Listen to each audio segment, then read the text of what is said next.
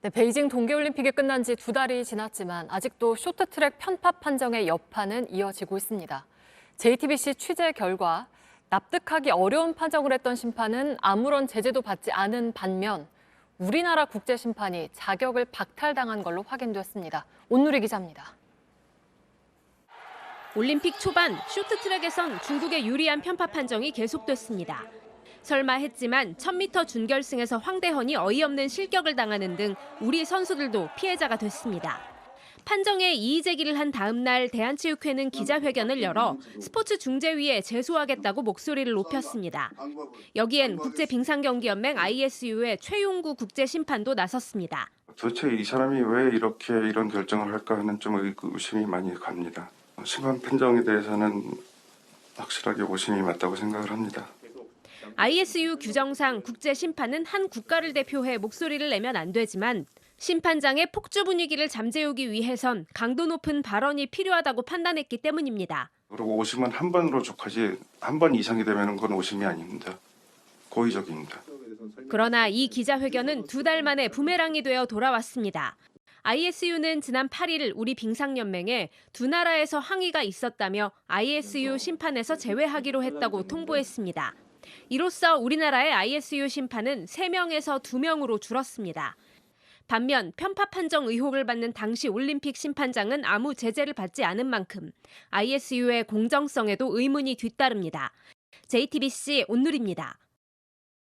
네, 이 문제를 취재한 온누리 기자와 함께 한 걸음 더 들어가 보겠습니다. 온누리 기자, 상식적으로는 당시에 편파 판정을 했던 그 심판이 먼저 징계를 받아야 하는 거 아닌가 싶은데 우리 심판이 불이익을 받았네요. 네, 당시 심판장을 맡았던 건 영국 국적의 피터 워스 심판이었는데 결론부터 말씀드리면 국제빙상경기연맹 ISU는 이 심판에 대해서는 아무 징계도 하지 않았습니다. 당시 경기 후에 우리나라와 헝가리가 이의 제기를 했지만 ISU는 판정에 아무 문제가 없다고 맞서면서 추가 조사를 하지도 않았습니다. 판정 시비에 대한 자체 평가도 없이 이렇게 덮어버리면서 논란의 판정은 되풀이될 수밖에 없는 구조가 됐습니다. 네, 그러니까 아까 리포트에서 다른 나라의 이의 제기가 있었기 때문에 자격을 박탈한다고 했는데 이거는 아마도 중국이겠죠? 네, 국제빙상경기연맹이 따로 밝히진 않았지만 중국의 이의 제기가 있었을 걸로 예상이 되죠. 그러니까 편파 판정에 수혜를 본 나라의 이의 제기는 받아들이고 피해를 보고 억울함을 호소한 나라에는 또다시 불이익이 왔다고도 해석할 수 있습니다.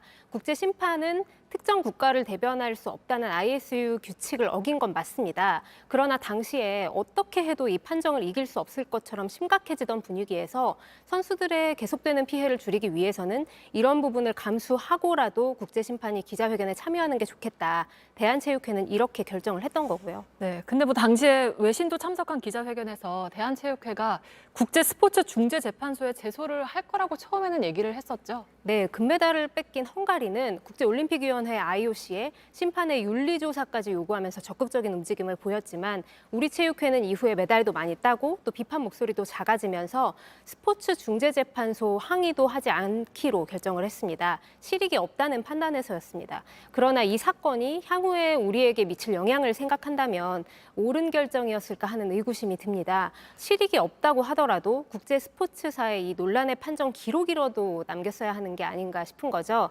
결국은 심판 한 사람의 희생으로 아까운 최상위 국제심판 자리만 뺏기는 결과를 떠안았습니다. 이후 대응도 사실은 우리 빙상연맹 또 체육회가 적극적으로 해야겠죠. 구제를 위해서 항의 메일을 보내든 뭐 절차를 밟든 해야 되는데 올림픽이 끝났다고 나몰라라 하고 있는 상황입니다.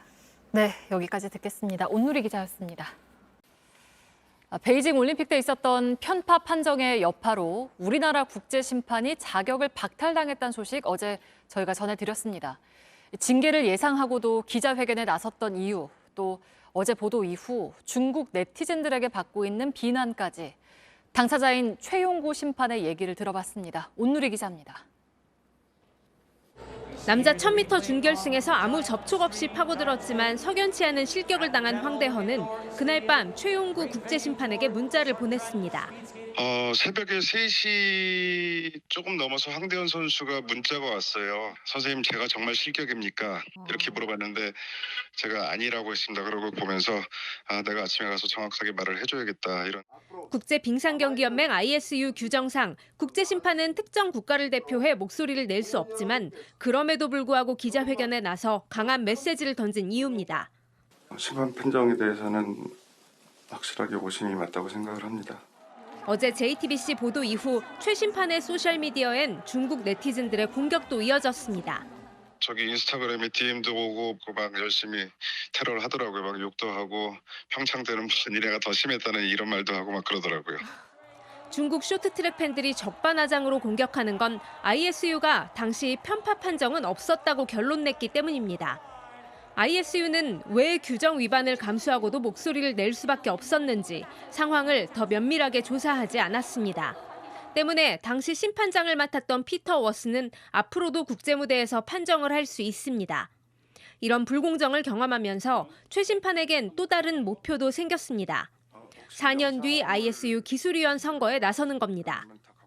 국제대회에서 우리 선수들이 다시는 이런 불이익을 받지 않도록 그렇게 하려고 기술위원이 돼서 규정도 바꾸는데 동참을 하고 그렇게 하려고 합니다. JTBC 온누리입니다.